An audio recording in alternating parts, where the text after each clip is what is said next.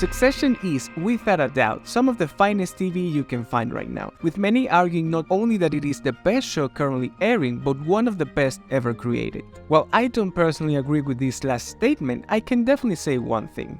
It's rather unique. The key is tension. Almost never-ending tension. Unlike most stories where tension starts building,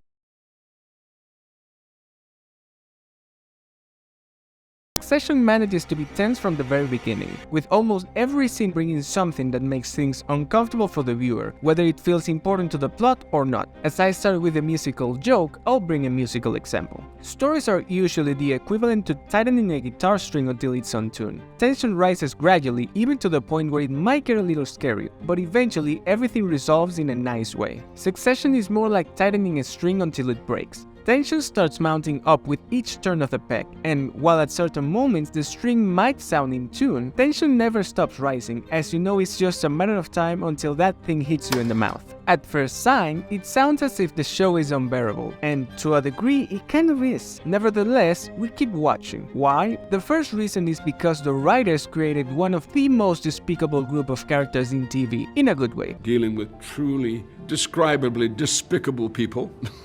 It's basically Seinfeld, but everyone is filthy rich. When we feel attached to characters because they're good people, we want to see them triumph, and every tense moment they go through feels like torture. In Succession, every character is worse than the next, and because of that, the empathy we feel for them is corrupted. We root for them, sure, but not necessarily because we want them to be happy, but because we want to see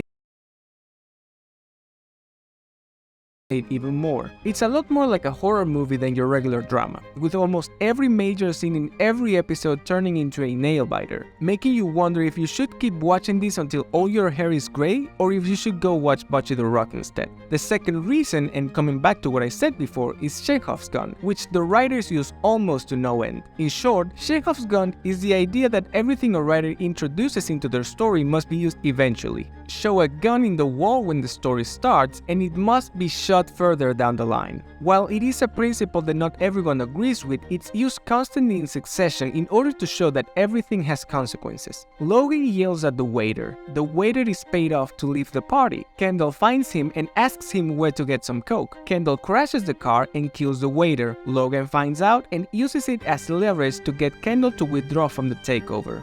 This is just one example, but you can actually see this form of tension building all throughout the show, forcing you to question how every little detail you see on screen is going to affect the plot eventually. This combination of awful characters and every action having important consequences is what allows for tension to organically build beyond what we usually see in other stories, all until it ends up with that string hitting you in the mouth.